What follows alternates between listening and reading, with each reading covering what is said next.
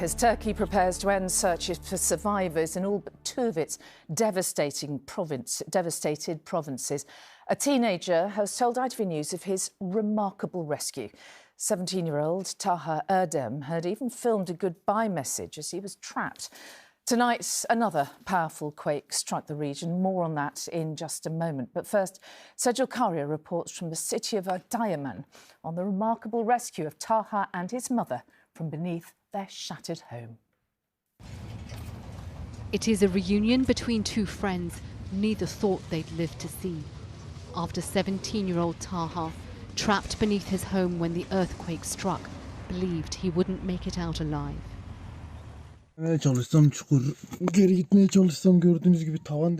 Alone and squeezed under tons of rubble of his 4-storey apartment building, and believing his parents, brother and sister were all dead under the mounds of debris, he began recording his final goodbye. Annem babamı kaybettim diye düşünüyorum. Yapmak istediğim çok şey var. His phone shaking from wave after wave of powerful aftershocks. In the background, the desperate screams of other trapped neighbours. And despite his seemingly bleak fate, Taha managed to escape. There was a 2-metre tunnel and air was coming. I thought this might be my only hope. I shuffled forward, lifted my head and pushed myself outside. When I came out, I looked around and our building was all crushed. The floor where my family were staying was in the middle of the road. I was sure they were dead.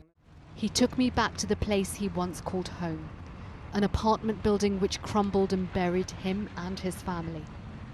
It was 10 hours before he learned they too had survived, pulled out by neighbours with their bare hands.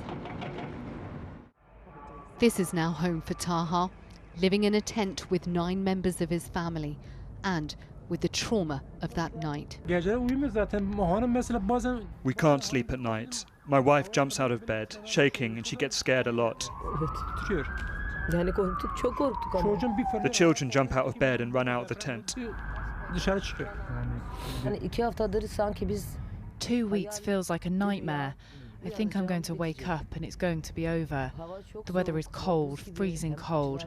There is too much suffering and we are also mourning.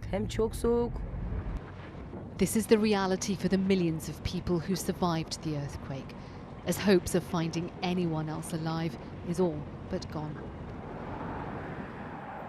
And there has been another strong earthquake in the region tonight, and Sejal is in Adana tonight for us. Sejal, there must be a lot of concern, even more concern now for people's safety. Yes, that's right, Mary. We felt the 6.3 magnitude earthquake just about an hour ago. The epicentre was just under 120 miles away from where we are, in a place called Hatay.